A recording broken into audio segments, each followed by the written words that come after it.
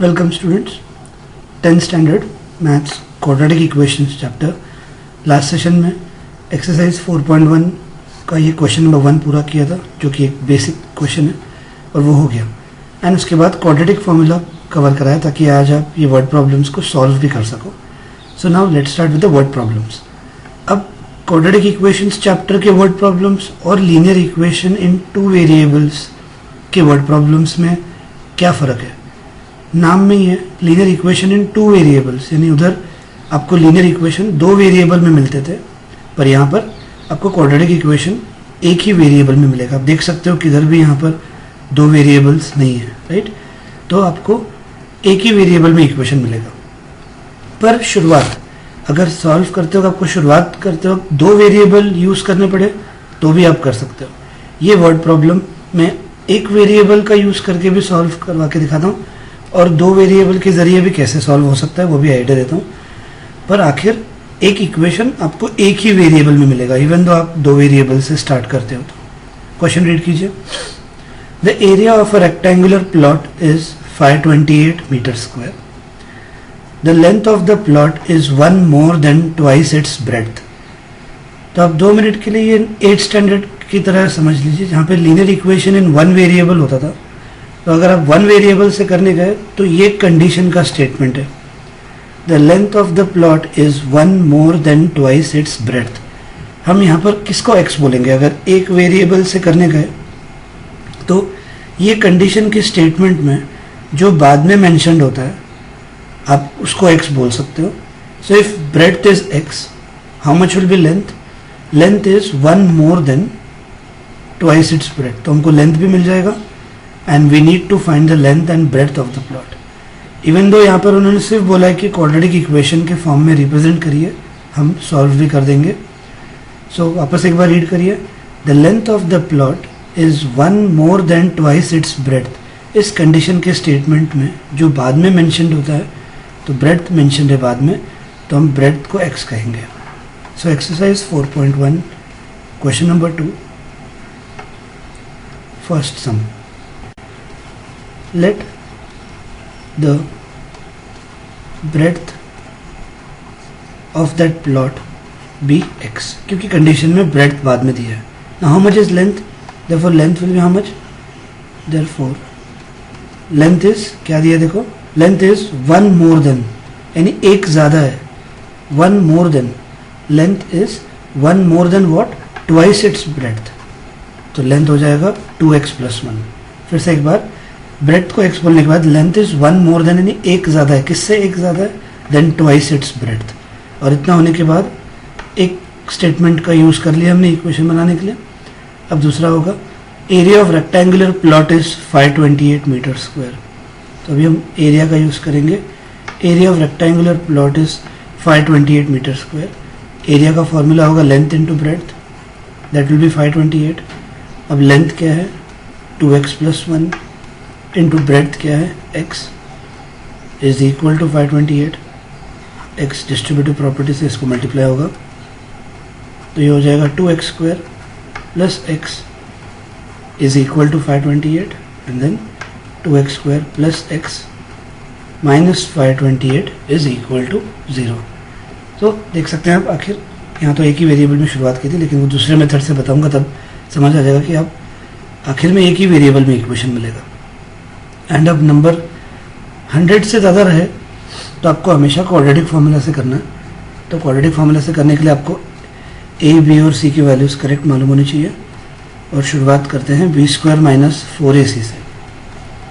x का coefficient यहाँ पर 1 है, तो 1 square minus 4 a is 2 and c is 528। तो अब देख सकते हैं कि कैसे सॉल्व हो रहा है। अगर यहाँ पे c का साइन आपने माइनस नहीं दिया तो बहुत बड़ी मिस्टेक हो जाती है, ये माइनस माइनस प्लस होने वाला है। So 1 minus minus plus 4 into 2 8 and 8 into 528 is 4224। Other b square minus 4ac आता है 4225। बी स्क्वायर माइनस 4ac कहाँ से आता है? 4225। अब 4225 का रूट लेना पड़ेगा। नंबर्स एंडिंग विथ 5 के लिए मैंने टेक्निक बताई थी, और वो टेक्निक से हम यहाँ पे ढूंढ सकते हैं कि 5 का स्क्वायर 25 लिख देंगे। अब ये जो नंबर होता है इससे पहले वाला, इस नंबर को इसके अगले नंबर से मल्टीप्लाई करना है। यहाँ पर 1 है, 1 को 2 से मल्टीप्लाई करेंगे, वो हो जाएगा 225। फिर 25 का स्क्वायर, फिर 5 का स्क्वायर 25, यहाँ पे नंबर 2 है, 2 के आगे वाला 3, 2 3 6, राइट। फिर 35 के लिए ये 25 ठीक है, 3 के आगे वाला नंबर 3 4 12। ये इस तरीके से आपको 4225 का स्क्वायर ढूंढना है। तो एंडिंग विथ 25 है तो ये 5 तो लिखेंगे ही और स्क्वायर भी लिख दिया। अब 42 कौन से दो कॉन्जिक्यूटिव नंबर्स का प्रोडक्ट है? 42 इज प्रोडक्ट ऑफ 6 7 6 इंटू 7, तो आपको स्मॉलर नंबर लेना है। सो 65 का स्क्वायर होगा 4225। चेक करो, 5 का स्क्वायर 25, यहाँ जो नंबर है हम उसके आगे वाले नंबर से मल्टीप्लाई करते हैं, 6 7 42। और b square minus 4ac perfect square ही आना चाहिए वर्ड प्रॉब्लम्स के केस में। वर्ड प्रॉब्लम्स के केस में b square minus 4ac perfect square ही आना चाहिए। अब वो वैल्यू ढूंढते ही हम क्वाड्रेटिक फॉर्मूला लिखेंगे। एक्स इज, याद करो क्या है, x is minus b plus minus under root b square minus 4ac upon 2a, right. अब ये वैल्यू सब्स्टिट्यूट की जाएगी। माइनस बी का वैल्यू 1 है, ब्रैकेट देने की जरूरत नहीं है, plus minus under root 4225 upon 2, a का वैल्यू भी 2 है, that will be what, -1 plus minus 65 upon 4। therefore x will be -1 plus 65 upon 4, और x will be -1 minus 65 upon 4। तो क्या होगा ये? This will become 64 by 4, where answer comes as 16, और x will be minus 66 by 4, which is not possible. Dimensions cannot be negative. तो answer भी निकालते बैठने की जरूरत नहीं है, डायरेक्ट नॉट इक्वल टू लिखना है। Since x is 16, therefore breadth of rectangle is 16, unit लिखना बहुत ज़रूरी है, metre. And how much was length? Length was 1 more than twice its breadth. So 2 into 16 plus 1. Answer आएगा 33 meter. So this way we have finished with the first word problem of this exercise. और दूसरी method एक, अगर आपको एक variable में comfortable नहीं है, आप 2 वेरिएबल भी यूज़ कर सकते हो। और अब तो फिर जो 2 टर्म्स पूछी रहती है, सीधा एक को x दूसरे को y, दिमाग ही नहीं लगाना है। देखो कैसे पॉसिबल है, अभी शॉर्ट में से बताता हूँ। लेट लेंथ भी x एंड ब्रेड्थ भी y, right. First condition, area दी हुई है 528। अब एरिया का फॉर्मूला क्या आएगा? x into y will be 528। ये बन जाएगा इक्वेशन नंबर 1। और अब दूसरा कंडीशन क्या दिया है? Length is 1 more than, length is 1 more than twice its breadth. अब लेंथ को x बोला है, ब्रेड्थ को y बोला है, तो x is equal to 2y plus 1 और xy इज इक्वल टू 528। ये आगे 2 इक्वेशंस कैसे सॉल्व करेंगे? 2 वेरिएबल्स में रखना नहीं है, और इनमें आपको हमेशा एक ही मेथड यूज़ करनी है, विच इज़ सब्स्टिट्यूशन मेथड। तो यहाँ से आपको x की वैल्यू क्लियरली दिख रही है, क्या है? एज 2y प्लस 1, वो हम यहाँ सब्स्टिट्यूट करेंगे। सो सब्स्टिट्यूटिंग इक्वेशन 2 इन 1, तो x के जगह ये वैल्यू सब्स्टिट्यूट करेंगे, which is 2y plus 1, bracket आएगा क्योंकि बाइनोमियल टर्म है, into y is equal to 528, और अब मल्टीप्लाई होगा, तो 2y square plus y minus 528 is equal to 0। आप देख सकते हो ये इक्वेशन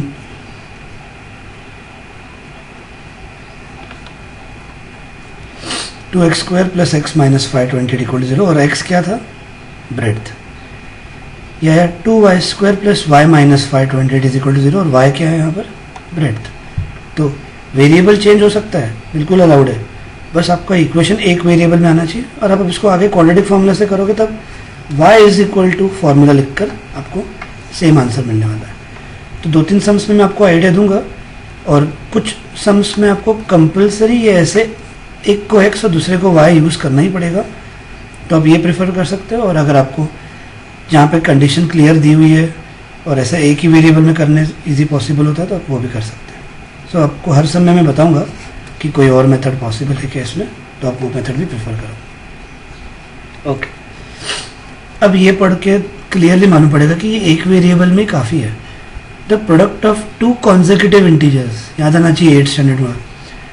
क्या लेते हैं हम, दो consecutive integers is 306। We need to find the integers. तो क्या लेंगे इंटीजर्स, x और उसके बाद वाला क्या होता है x+1। तो यहाँ पर एक वेरिएबल ही काफ़ी है। Let the two consecutive integers be x and x+1. Let the two consecutive integers be x and x+1. बहुत easy है। And their product is 306. तो कैसे करेंगे, x into x+1. Their product is 306, right? अब ये multiply होगा, क्या हो जाएगा x² + x, और 306 को लेफ्ट में ले लेंगे, दैट इज इक्वल टू 0। अब ये वाले क्वेश्चंस इक्वेशंस को भी फैक्टराइजेशन से किया जा सकता है, बट डिफ़िकल्ट होगा। अगले सेशन में जब हम सेकंड एक्सरसाइज करेंगे तब मैं आपको डेफिनेटली ये कैसे बड़े नंबर्स को फैक्टराइजेशन से भी किया जा सकता है उसका गाइडेंस दूंगा। अभी के लिए आपको, और वर्ड प्रॉब्लम में तो कभी कोई मेथड मेंशन नहीं करते कंपलसरी, तो आपको आराम से ये क्वाड्रेटिक फार्मूला से करने आना चाहिए। सो फर्स्ट स्टेप क्या है, b² - 4ac की वैल्यू ढूंढना, correct. b is 1 - 4, a is 1 and c is -306. तो 1 का square 1 minus minus plus 306 into 4 is going to be 1224 और इसके ज़रिए आ रहा था। अब देख सकते हो ये भी एक 5 के इसमें से 5 के एंड होने वाले नंबर से स्क्वायर आ रहा है इसका, और 2 मिनट पहले अभी हमने कवर किया है वो। तो देख लेते हैं 1225 याद करो कैसे ढूंढना होता है, डायरेक्ट बताओ कि ये 5 का होगा और 12 कौन से दो कॉन्जिक्यूटिव नंबर्स का प्रोडक्ट है, इट इज़ 3 4 था और स्मॉलर नंबर लेना है, यानी ये 35 का स्क्वायर है। मैं अभी फॉर्मूला नहीं लिखूंगा। तो x इज माइनस b का वैल्यू इधर 1 है, plus minus under root b² - 4ac upon 2, और यहाँ पर a का वैल्यू भी 1 ही है। तो after that -1 plus minus what is under root 1225, it's 35 upon 2, therefore x is, इसीलिए आप अभी समझ गए होंगे, कल मैंने इसीलिए क्वाड्रेटिक इक्वेशन ये ऐसे सॉल्व प्रैक्टिस करवाई ताकि इन वर्ड प्रॉब्लम्स में आपको कोई दिक्कत नहीं आएगी और हम सीक्वेंस में आगे बढ़ सकते हैं। तो ये होगा 34/2 which is 17 and -36/2 is not possible. आप लिख सकते हो नॉट इक्वल टू -18। तो x का आंसर मिल गया, एंड जैसे x का आंसर मिल गया therefore 2 consecutive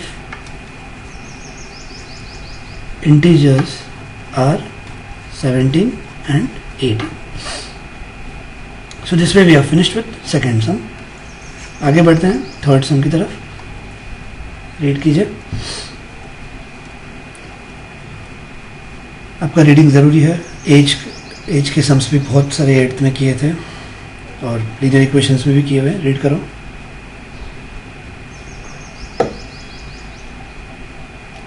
Rohan's mother is 26 years older than him. Condition का स्टेटमेंट है ये।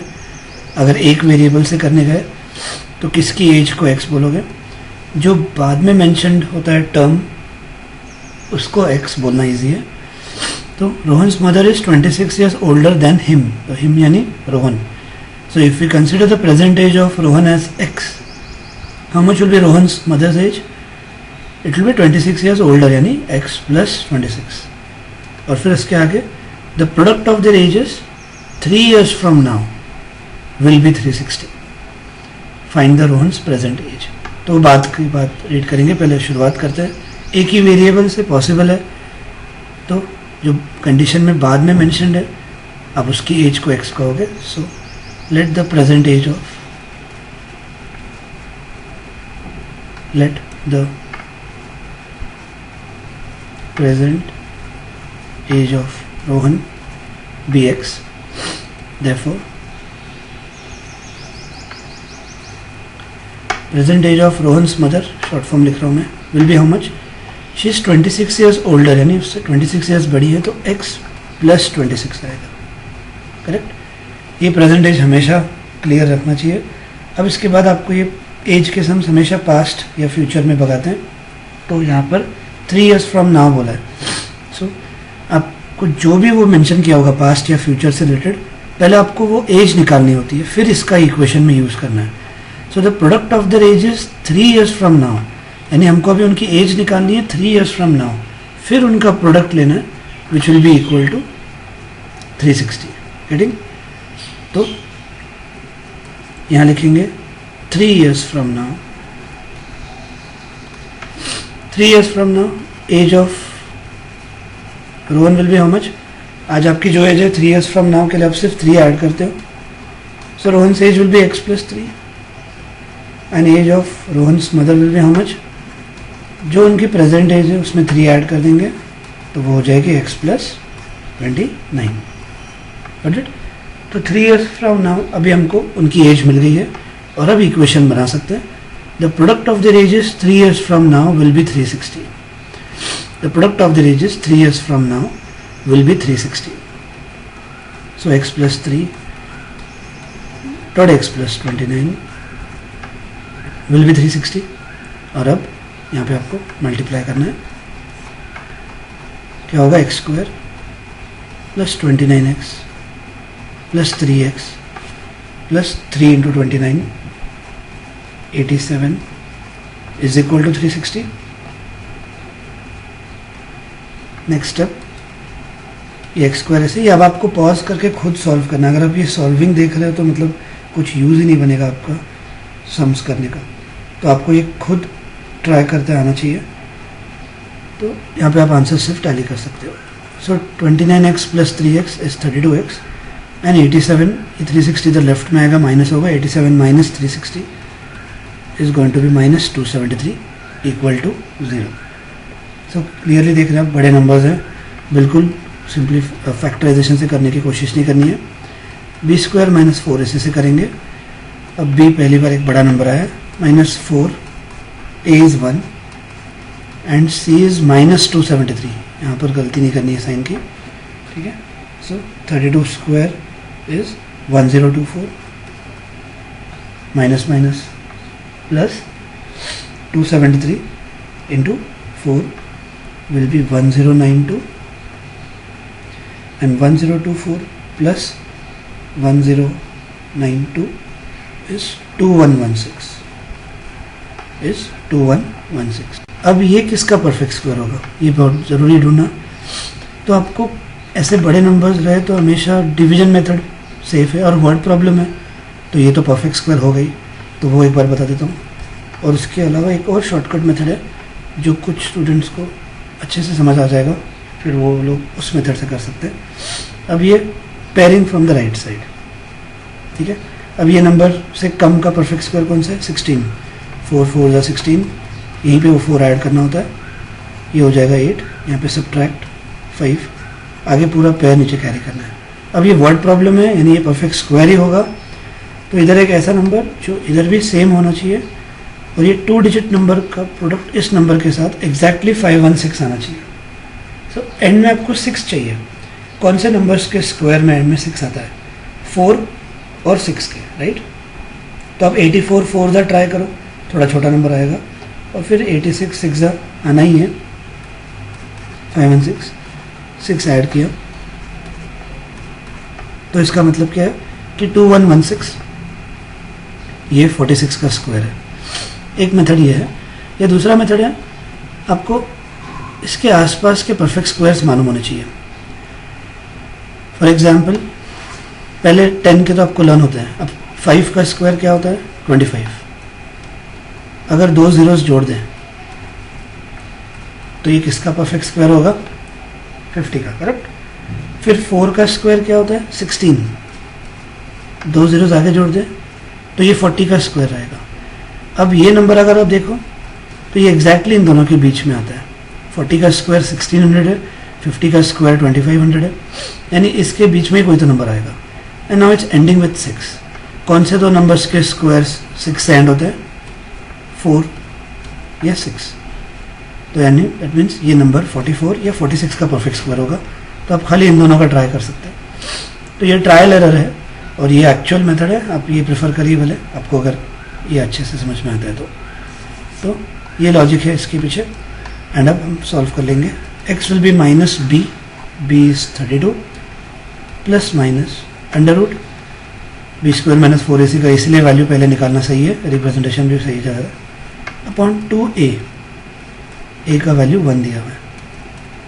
So minus 32 plus minus what will be under root 2116?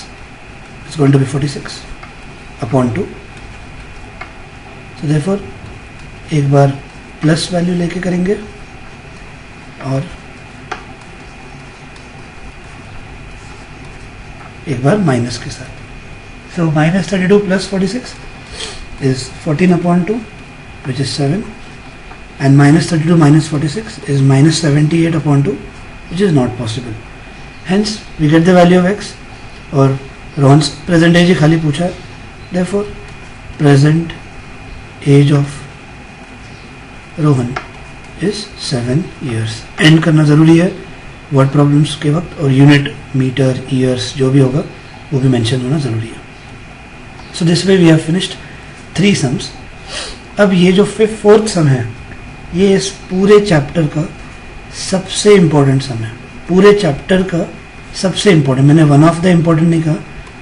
तो ये स्पीड, टाइम और डिस्टेंस के जैसे हमने लीनियर इक्वेशंस में किए थे, कुछ उसी तरह है, पर मैं एक ही दिन में इस टाइप के 4 या 5 अलग अलग सम्स कवर करूँगा ताकि आपको सारा टाइप क्लियर हो जाए एक साथ.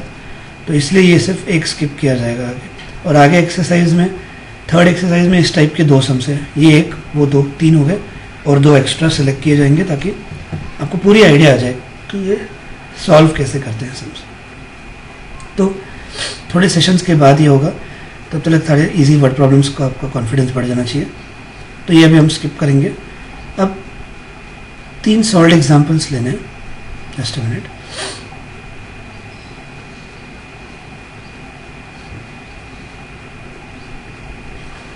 तो ये 3 एक्सरसाइज के हुए और 3 सॉल्व्ड एग्जांपल्स, टोटल मिला के 6 सम्स आपको फिर ये करने हैं सॉल्व. तो आगे बढ़ते हैं सॉल्व्ड एग्जांपल 11 की तरफ. ये एकदम इजी टाइप है इसलिए अभी करा देता हूँ. रीड कीजिए और क्या वेरिएबल्स सिलेक्ट किए जाएंगे सोचिए ज़रा.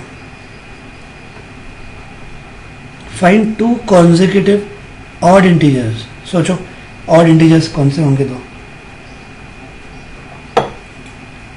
2 कॉन्जिक्यूटिव ऑड इंटीजर्स या 2 कॉन्जिक्यूटिव इवन इंटीजर्स के लिए अगर उन्होंने पूछा तो आपको लेना है x and x plus 2.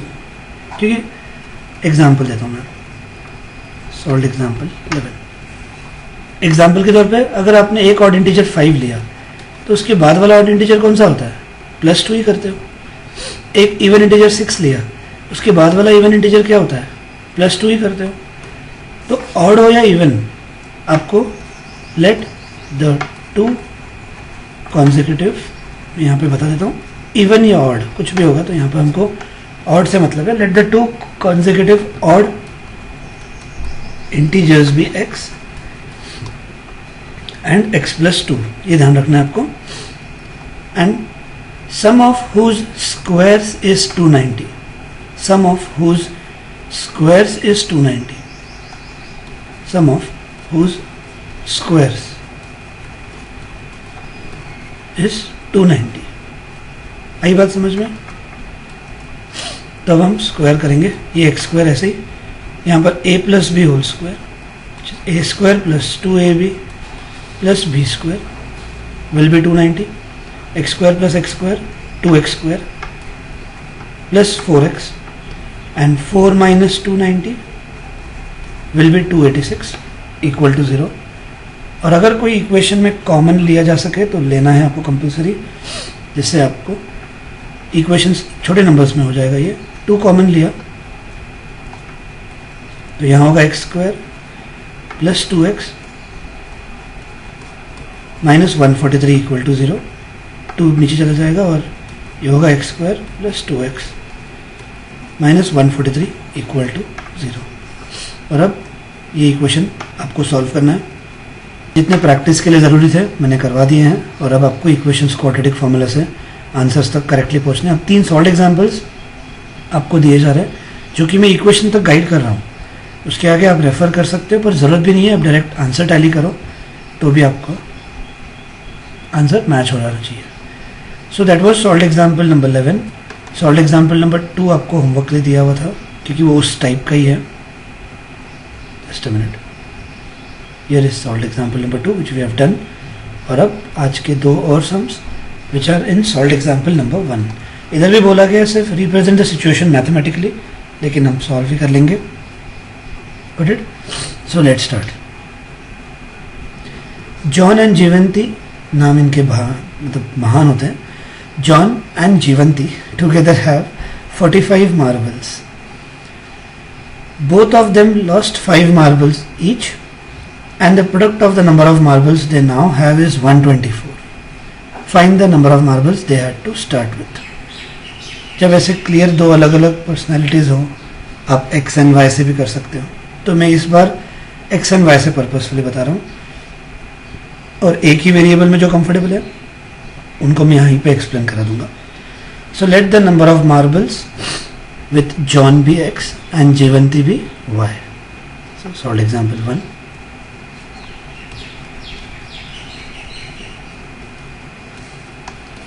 Late the number of marbles with John bx and that with Jivanti by. So these are the number of marbles with John and Jivanti. Together they have 45 marbles. So together बोला तो x plus y will be 45. So that is clearly first equation. Therefore x plus y is 45. So this will be equation number 1. आगे बढ़ते हैं। Both of them lost 5 marbles each. Both of them lost 5 marbles each.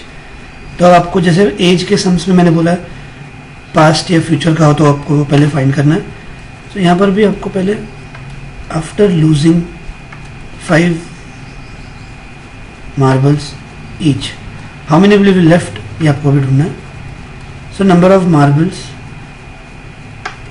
With John will be how much. अगर उसके पास पहले x marbles थे तो अब हो जाएंगे x minus 5, and number of marbles with Jivanti, अगर उसके पास पहले y मार्बल्स है तो अब हो जाएंगे y minus 5।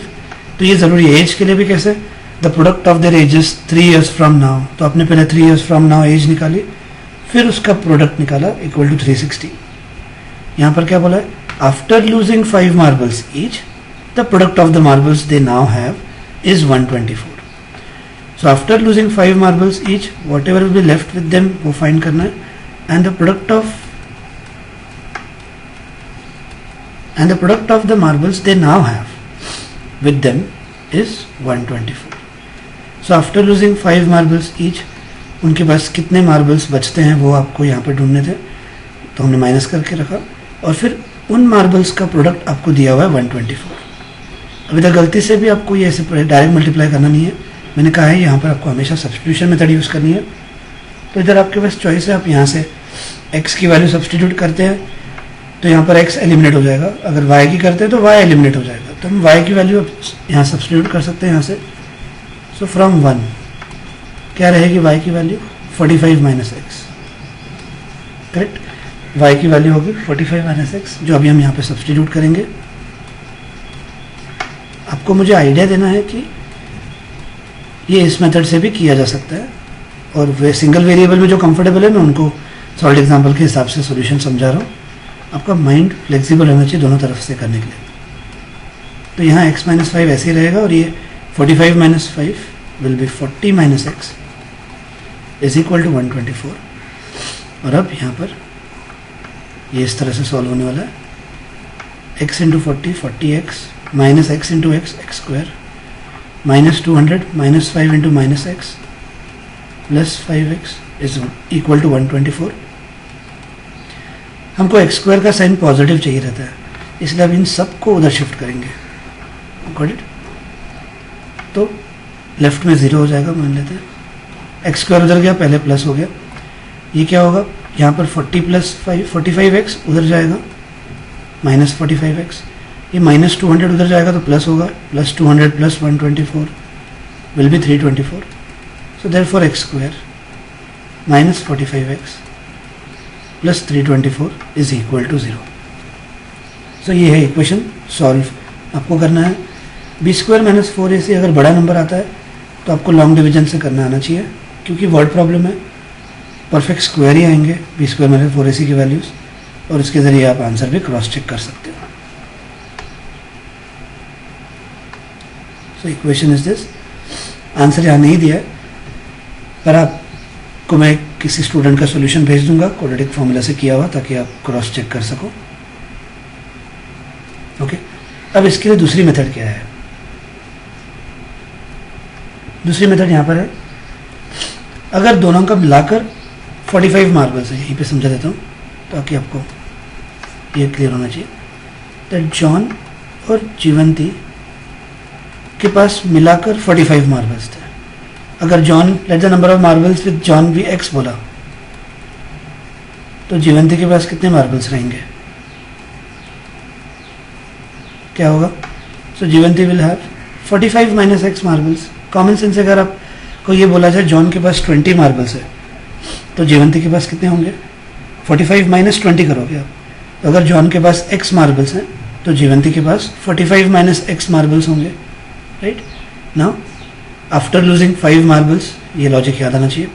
Now after losing 5 marbles, the number of marbles with John will be, पहले x थे तब हो जाएंगे x माइनस 5, एंड जीवंती के पास इनिशियली 45 माइनस x मार्बल्स थे, and after losing 5 marbles the number of marbles with Jivanti will be how much? 45 minus x minus 5। जो उसके पास इनिशियली थे उसमें 5 माइनस करना है। So the number of marbles with Jivanti after losing 5 marbles will be this, and the product of the marbles they now have is 124। अब आपको फिर इन दोनों का प्रोडक्ट लेना है। ये प्रोडक्ट उन्होंने यहाँ पे पहले ऐसे लेके रखा है और फिर बाद में इसको इक्वल टू 124 किया है। तो ये भी इजी है, पर मुझे सिर्फ आपको 2 वेरिएबल से एक और करा के दिखाना था कि वैसे भी पॉसिबल है। तो आप लीनियर इक्वेशन वाला ही लॉजिक आगे बढ़ा सकते हो, या फिर आप समझ जा सकते हो कि ये एक वेरिएबल से हो सकता है, तो आप एक वेरिएबल में भी कर सकते हो। सो आपके ऊपर है, आपको जो कंफर्टेबल लगता है। अब इसके बाद ये एक और वर्ड प्रॉब्लम पढ़ाना था, बट अब ये सेकंड एक्सरसाइज ये देख सकते हो, number of toys produced on that day इस पर है, और सेकंड एक्सरसाइज अगर आपको दिखा दूं मैं, number of articles produced on that day, यानी ये दोनों सम्स पूरी तरह से सिमिलर है। तो अगले सेशन में हम पूरी सेकंड एक्सरसाइज फिनिश कर देंगे, तब आपको ये सम और उसके साथ सॉल्व एग्जाम्पल 1 का वो सेकंड करवाया जाएगा।